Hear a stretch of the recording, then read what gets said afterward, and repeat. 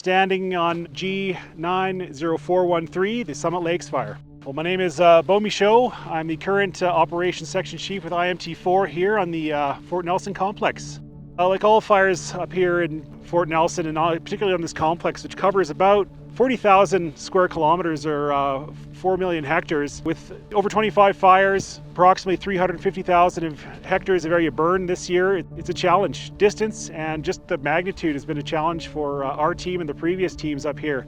We're an hour flight from Fort Nelson to get up here and have a look. Drive times for crews vary anywhere between 2 to 4 hours to get to work every day, so it's been a big challenge.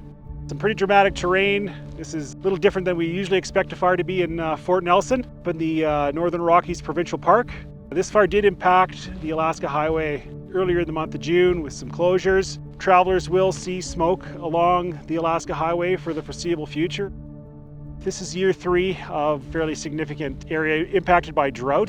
413 is suspected human cause at this time, but all other fires in the zone are either lightning or overwinter fires from 2023. Which started a few fires in 2024 and are now showing up in 2025. As early as last week, we had a few fires come back to life after being dormant for the winter. So very challenging conditions, fires digging in really deep in some of those organic soils in the boreal forest. Up here in 413, bit of a different story. This is more mountain firefighting. We're able to go direct with the help of a bit of a downturn in the weather. A little bit of rain in the forecast as well, which is going to help us out and keep the progress going.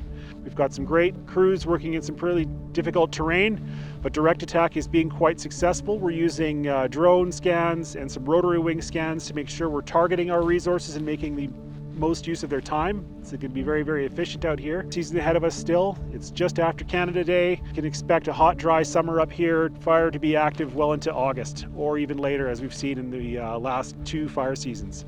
That drought continues to persist. We are still not seeing the typical amount of rainfall or the snowpack levels, which can really help improve that drought situation. And that's really impacting firefighting activities. We're seeing fire burn as far as 6 to 8 feet underground, which makes really slow progress for crews.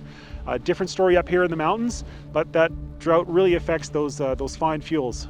We've got crews focusing on values protection, be it oil, gas infrastructure, cabins, residences, and of course the prime value of the community of Fort Nelson itself, preventing any spread towards the community and limiting any fire growth for the rest of the summer.